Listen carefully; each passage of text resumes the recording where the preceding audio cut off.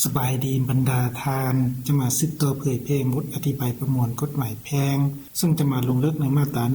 161สิทธิของผัวเมียอยู่ในครอบครัวผัวและเมียมีสิทธิเสมอภาคกันในทุกด้าน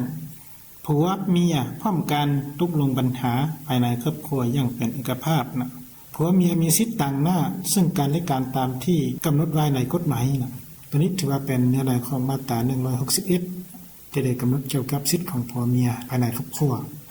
และต่อมาจุดประสงค์ของมาตรานี้เพื่อกำหนดให้เห็นเกี่ยวกับผัวเมียฝ่ายใดฝ่ายหนึ่งมีสิทธิซึ่งกันและกันต่อกับฝ่ายกองกันข้ามตัวนี้ถือว่าเป็นจุดประสงค์ของมาตรานี้และต่อมาตัวอย่างที่หนึ่งกและขอเป็นผัวเมียฝ่ายใดหนึ่งบ่มีสิทธินำใช้เงินวัตถุสิ่งของที่ฝ่ายใดหนึ่งหามาไว้ในครอบครัวแต่เพียงผู้เดียวต้องได้เห็นดีเห็นพร้อมกันกรณีดังกล่าวนี้ถ้าหากบ่ได้ปรึกษากันหรือฝ่ายใดหนึ่งหานำใช้ในครอบครัวผู้เดียวแล้วพาให้มีความเสียหายต่อผัวหรือเมียอีกฝ่ายหนึ่งแล้วต้องได้รับผิดชอบและฝ่ายที่อัปประโยชน์นั้นยังมีสิทธิห้องฟ้องได้ตัวนี้ถือว่าเป็นตัวอย่างที่หนึ่งหรือว่าเป็นการขยายความของมาตรา161นะ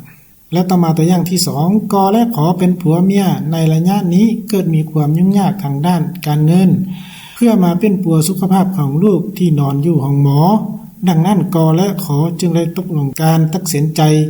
ใครรถกระบะที่เป็นทรัพย์เดิมของผัวเพื่อมาเป็นค่าใช้จ่ายในการเป็นปัวลูกตัวนี้ถือว่าเป็นทั้งสองต้องตกลงยินดีเป็นเอกภาพนำกันจึงสามารถขายได้เนาะและตัวนี้ถือว่าเป็นทั้งสองตัวอย่างประกอบใส่มาตรา161ฉะนั้นการเผยแพร่มาตรา161มาฮอดนี้ก็ได้สิ้นสุดลงเพียงเท่านี้ขอขอบใจ